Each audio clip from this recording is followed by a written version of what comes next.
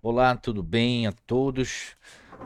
Vamos dar continuidade aqui aos nossos vídeos direcionados, né, de acordo com a demanda que vocês trazem.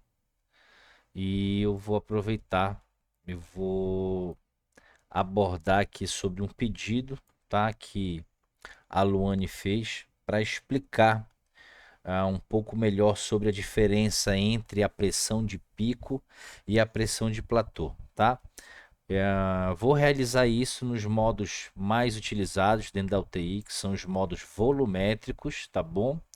E também nos modos pressóricos, tá? Então eu tenho um paciente aqui, já está ventilando, tá? Vou iniciar primeiro essa explicação no modo volume, tá bom?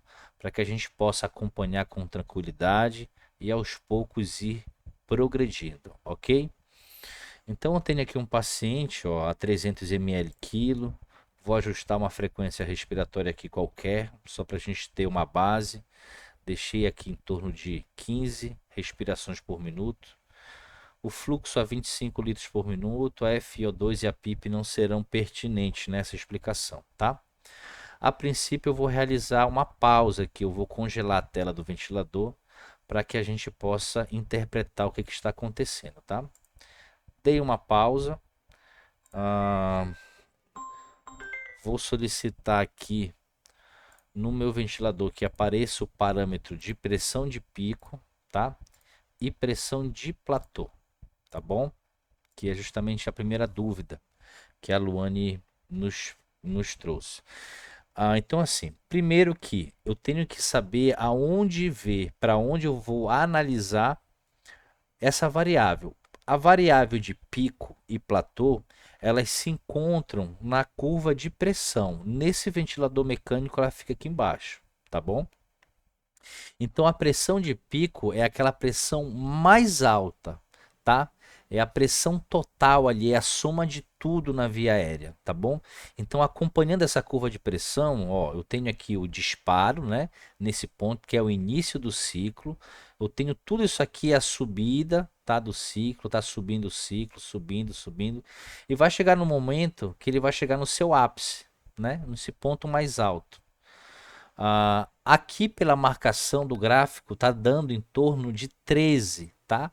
Essa seria a pressão total, a soma de tudo, a pressão da PIP, a pressão imposta pela quantidade de volume de ar. Essa é a pressão de pico. A pressão de pico ela tem correlação com duas coisas em relação à mecânica pulmonar. Essa pressão de pico ela pode ficar muito alta em virtude de alguma resistência muito alta na via aérea, tá? E na zona de condução, tá bom? E também ela tem correlação quando o pulmão está muito duro, né? Aquele pulmão com uma complacência muito baixa, você também pode ter valores de pressão de pico um pouco mais altas, ok? Do jeito que está aqui agora, eu não tenho como analisar a pressão de platô, que é a pressão dentro do meu alvéolo.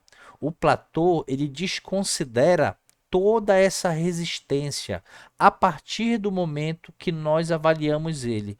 E como é, Walter, que eu encontro essa pressão de platô? A pressão de platô, ela só é possível ser medida se nós realizarmos uma pausa inspiratória, tá? Então, o ar tem que ir para dentro do pulmão e eu tenho que prender esse ar lá dentro. Nesse momento que eu prendo o ar lá dentro, eu consigo manter o fluxo zerado. Então, o ar está preso, não está entrando ar e nem saindo ar. O fluxo é zero. A partir desse momento que o fluxo é zero, toda essa influência de resistência, por exemplo, ela some. E aí a curva de pressão ela vai formar um outro nível de mensuração, que é o que a gente vai ver agora. Olha só, eu vou chegar aqui na pausa, tá? Vou escolher aqui uma pausa inspiratória.